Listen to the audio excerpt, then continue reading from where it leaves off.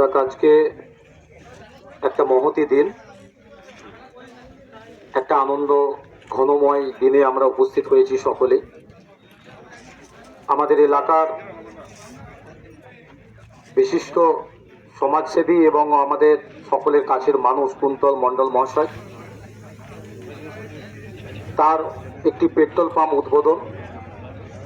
এই উদ্বোধন অনুষ্ঠানে উপস্থিত হয়েছেন ইন্দাস পঞ্চায়েত সমিতির সভাপতি চন্দন রক্ষিত মহাশয়, বনভূমির কর্মাধ্যক্ষ মোল্লা নাসের আলী, আমাদের আকুই থানার ইনচার্জ হায়দার আলী মণ্ডল তথা এলাকার বিশিষ্ট চিকিৎসক, আমাদের সকলের পরিচিত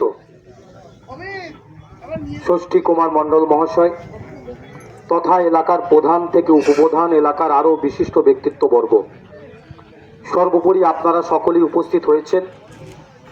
কুন্তল মণ্ডল মহাশয়ের আমন্ত্রণে যারা এসে উপস্থিত হয়েছেন সকলকে প্রথমেই অভিনন্দন, শুভেচ্ছা প্রদান করি এবং আমরা সকলেই এক আবেগঘন মুহূর্তে উপস্থিত হয়েছি।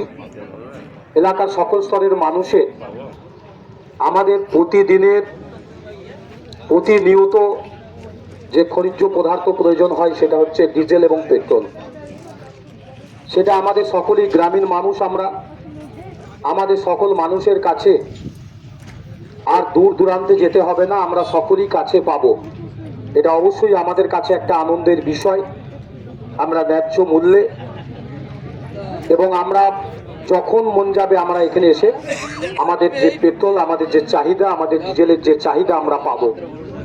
তা আমরা সকলেই আজকে আমাদের নিজ নিজ ঈশ্বরের কাছে আমরা চাইব যে যেন এই পেট্রোল পাম্প এবং ডিজেল এবং পেট্রোলের যে পেট্রোল পাম্প সেটা যেন শ্রীবৃদ্ধি ঘটে, এলাকার সকল স্তরের মানুষকে সাথে নিয়ে যেন অগ্রগতি করতে পারে এবং এই ব্যবসায়িক যে শ্রীবৃদ্ধি হোক, এটা আমরা সকলেই চাইব এবং আমাদের সকলের মধ্যে যেন সম্পর্ক মধুর হয়। কারণ আমরা সাংসারিক জীবনে, আমাদের সমাজ জীবনে আমরা বিভিন্ন কার্যক্রমের সাথে যুক্ত থাকি। আমাদের সাংসারিক জীবনে বিভিন্ন স্তরবিন্যাস থাকে, বিভিন্ন কর্মজীবনে, বিভিন্ন ব্যবসায়িক জীবনে বিভিন্ন রকমের ব্যবসা থাকে। আমাদের সকলের সাথে সকলের সম্পর্ক থাকে, আমাদের প্রত্যেকের সম্পর্ক নিয়েই আমাদের গড়ে ওঠে আমাদের জীবন। তাই এলাকার সকল স্তরের মানুষকে বলবো সাহায্যের হাত বাড়িয়ে দিতে।